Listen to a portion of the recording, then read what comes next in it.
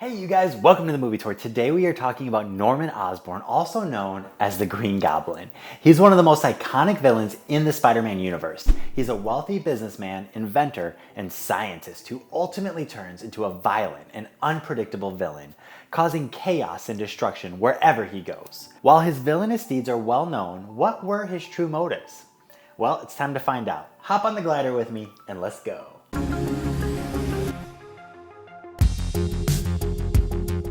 First, let's take a closer look at Norman Osborn's background. He's the founder and CEO of Oscorp Industries, a company that specializes in genetics research and development. Oscorp also seems to be the birthplace for people losing their minds and becoming a villain, such as Electro, Dr. Octopus, and the Lizard. Norman Osborn's obsession with power and control is evident from the very beginning of the film. This desire for power and control stems from his own personal insecurities and a desire for recognition. As a successful businessman, Norman is used to being in control of his own life and those around him.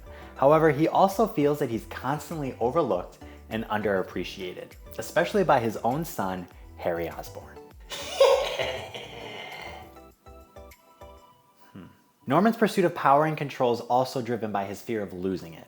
He's afraid of being replaced as the head of Oscorp, and he's constantly worried about the board of directors and his investors. This fear is also what ultimately leads him down a path of corruption, as he begins to experiment with dangerous genetic technology in order to enhance his own abilities. This formula increases his strength and agility, but leads to a mental breakdown.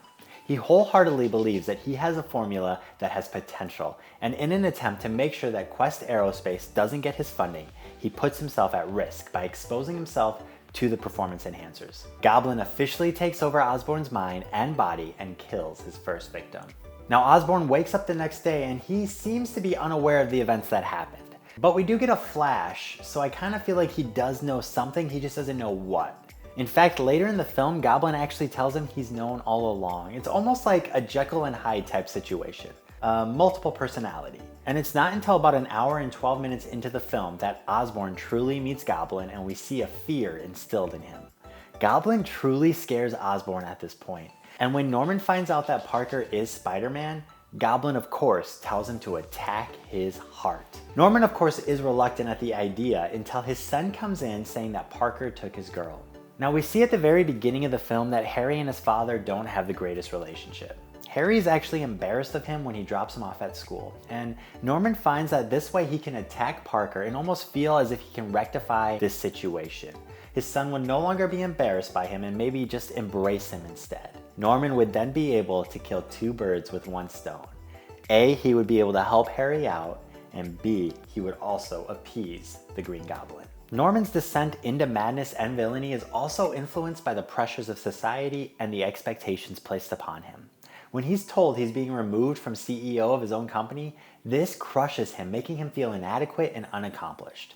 This is why when he attacks his bosses at the Unity Day Festival, he screams out, "Out am I!" His intention here is to again gain the upper hand in that situation. Norman Osborn is played by the incomparable Willem Dafoe. From the moment he appears on screen, Dafoe commands attention with his imposing presence and intense gaze. His performance is both charismatic and menacing, conveying the sense that he's both charming and dangerous at the same time. One of the standout aspects of Dafoe's performance is his ability to switch between the personas of Norman Osborn and the Green Goblin seamlessly. As Norman, he's reserved and calculating, while as the Green Goblin, he's wild and unpredictable. This duality is essential to the character of the Green Goblin, as it allows him to manipulate those around him and keep his enemies off guard. Additionally, Dafoe's facial expressions and body language convey a sense of insanity that makes the Green Goblin all the more terrifying. Come on, Vicky boy, it's time to come out and play. Did you guys hear that? I must be losing my mind. Yikes, I better shake this. Now it's also important to examine his relationship with Spider-Man. Spider-Man represents everything that Norman is not. He is selfless, courageous, and always fighting for what is right. Norman's desire for power and control puts him in direct conflict with Spider-Man, and their rivalry drives much of the action in the movie. At the same time, however, Spider-Man also represents a threat to Norman's plans. This rivalry between the two characters is not just a battle of physical strength and power, but also a battle of ideologies and values.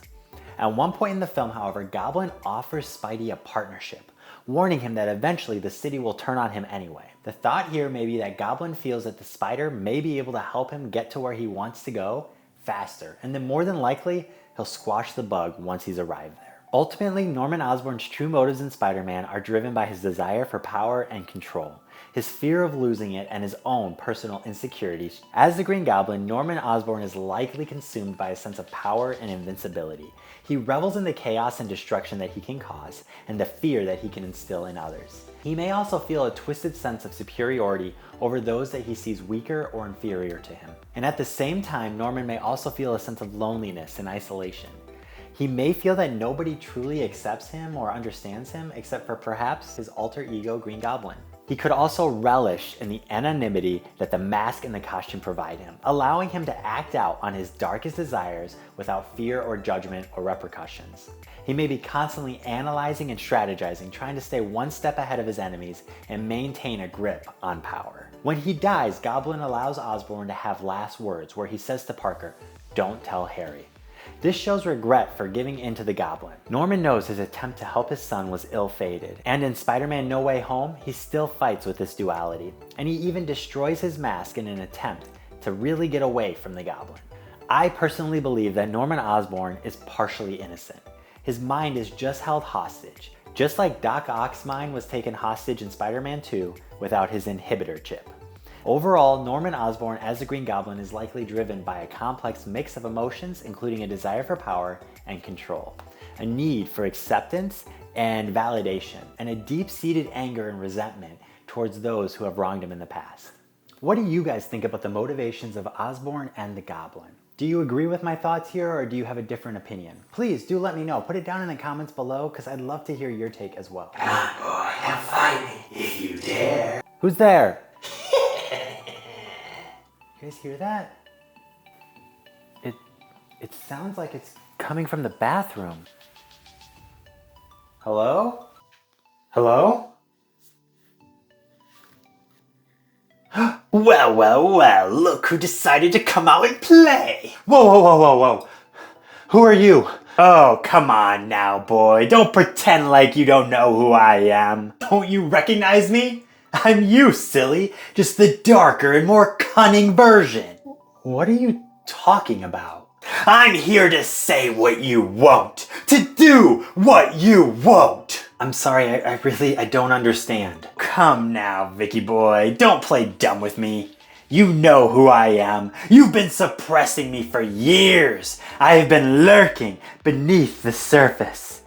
But now I've finally come out to play. What are you talking about? I'm just me.